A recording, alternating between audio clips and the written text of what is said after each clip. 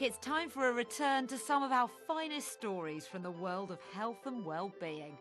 If you've got a condition that's holding you back from being able to do the things that you love, that's something that we want to overcome with technology. Paul's in California investigating artificial arms, which encourage the mind to power the prosthetic. This is one of the most incredible things I've ever done. And here's a question: how much time do you spend on your smartphone? Too much? Well, we meet some people who've taken a break.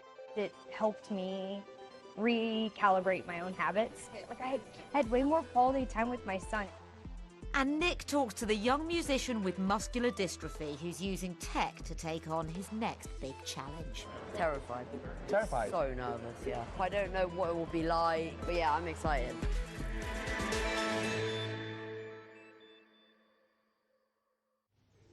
Over the years on Click, we've seen lots of advancements in assistive technology for disabled people. One of the areas that continues to develop is prosthetics. New materials and innovations are making them lighter, cheaper and easier to use. And Paul Carter's been to California for an exclusive first look at a revolutionary new type of prosthetic arm that's closing the gap between body and bionics. Prosthetics have come a long way. From the early days of wood, tin or leather to modern limbs made from carbon fibre and silicon. Once basic yet functional, they're now advanced and bionic. And here at Atom Limbs, I've come to see how the latest technology is bringing the next generation of artificial arms. They're developing a prosthetic with a full range of human motion that's using signals from the brain to control those movements. The most advanced state-of-the-art prosthetics to be controlled today is what you call myoelectric control.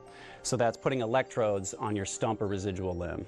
And the difference between what you would do today with a state-of-the-art arm versus with an Atom Limbs arm is see that you can flex your finger, extend your finger, rotate your wrist, rotate it the other way. And our machine learning and AI system takes a huge amount of training and spits out a result so that now you, whenever you think, can just move. So there's nothing in your head, nothing on your head, nothing in your arm. It's all this surface electrode and AI that basically powers it. The arm is worn via a strengthened vest or shirt, which the arm connects to via an interface, reducing the need for custom-made sockets or the input of clinicians. Jason lost his left arm in an industrial accident in 2012. He's been working with Atom Limbs to test and develop their new prosthetic. Tell me a little bit what this is like to operate. I mean, obviously, you're controlling this right now. You're moving this essentially by thinking about it. How are you thinking of that? What's the process that you're going through? Well, just like with anything with like using your regular hand, I'm still thinking about the motions, and I have a phantom limb. It still feels like I'm just moving my regular hand. Yeah. It's a little bit more difficult, obviously, because my muscles are tiny.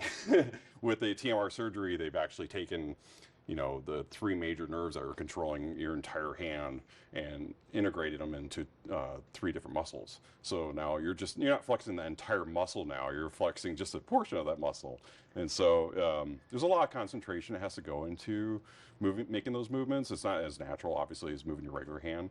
It's over time and just with practice, I think. Fist, the Atom Limbs arm allows for individual finger control with haptic feedback.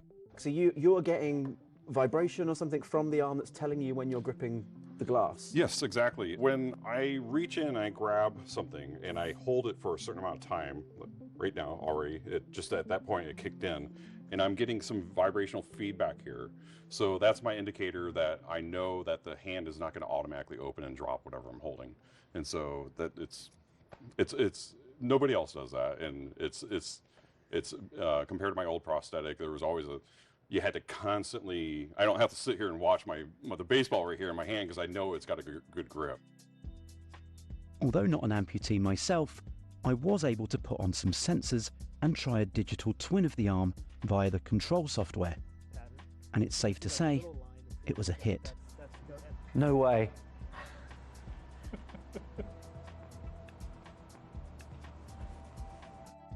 Within just a few minutes of training, I was able to perform several different motions and movements of the arm.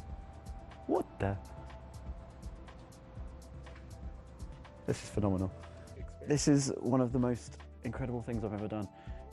The only way I can describe it is it's like on a games controller, I've mapped different buttons to different muscles that I've got here. So when you said like for the grip, well, I don't know what a grip feels like, so I just chose something that sort of feels vaguely similar, and that's the one that I'm using to open and close the hand, and the same for the elbow. Like the elbow one's a bit easier for me to do because I have that range of motion, so that's like, this probably just looks really mundane to most people, but to me this is incredible. The arm being developed here is still at an early stage. The company are gathering data ahead of regulatory filings in the US. Of course, the biggest stumbling block for disabled people accessing new technology is cost, with the latest developments often being unaffordable except for those with deep pockets. Exactly how much the Atom Limbs arm will be is yet to be confirmed, though they claim the goal is to make it available at around the same price as a non-bionic arm in the US. Ultimately, more intelligent. That was absolutely amazing. That's the best workout I've ever had.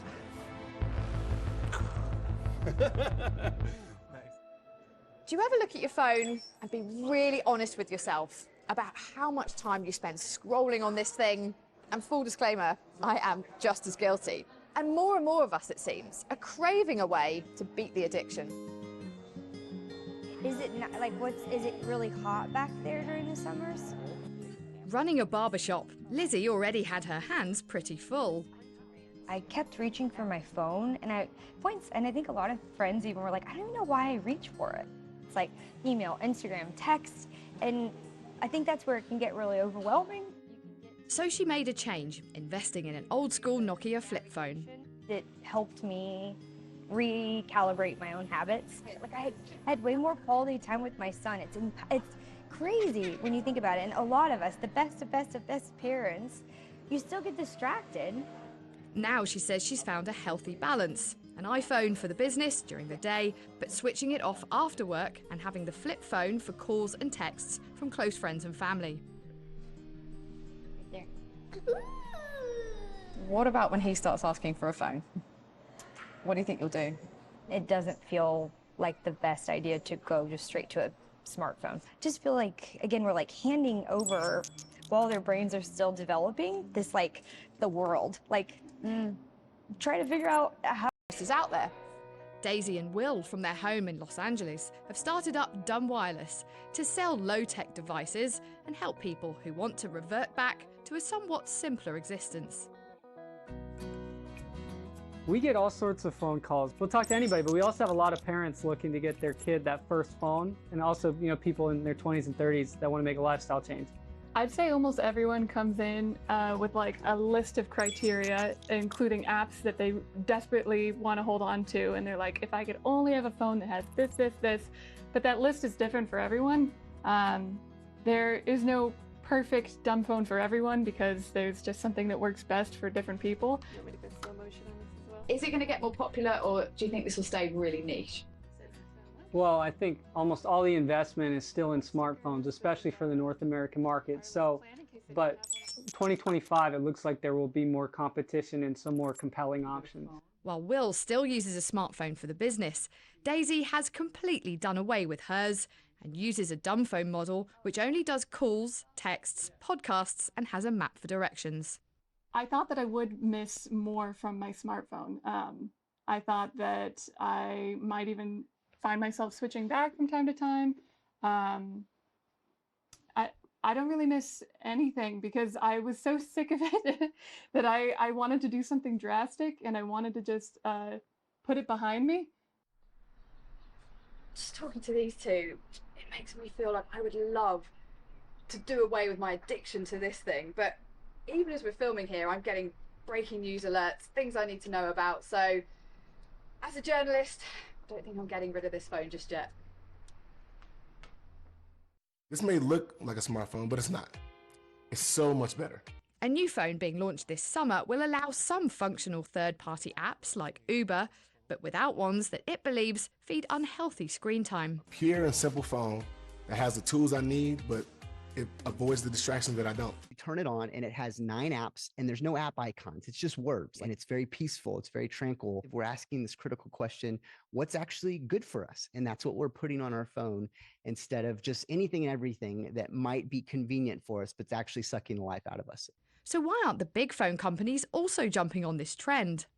Simply said, they built themselves on the attention economy. The App Store revenue for Apple is billions of dollars. And Google, same thing, billions of dollars. If they were to come out with something like what we had, it would cannibalize their market. I don't think they love what they're doing to the world, but they have no choice. And so they're stuck in the attention economy. So it takes a new, bold company with a different vision, different incentives, and different investors to come along to change the model. Back at Lizzie's barbershop, it's clear phone usage is a common anxiety. Outfitting the Sprinter vans too. How addicted do you think you are? I think I am addicted, probably an 8 out of 10, but I realize it. I know it, but I'm definitely addicted, yeah.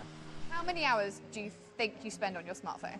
I get a little message periodically that says I'm at 4.5 hours now, daily. That's a big part of your day. It is, but I'm down from 7 hours plus. So to me, I'm evolving in the right direction.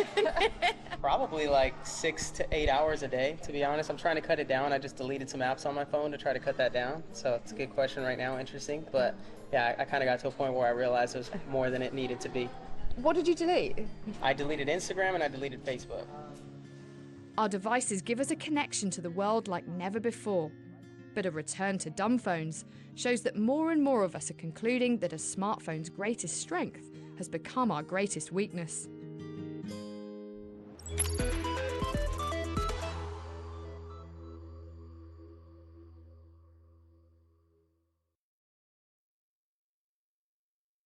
This programme asks plain questions with the help of the unrivalled range of BBC journalists right across the world and gathered here in this building. I'll also draw my time reporting on global conflict and meeting countless heads of government. Frontline experience that helps me know who to talk to and who to listen to, meaning our analysis is objective, unbiased, and I promise you with absolutely no spin.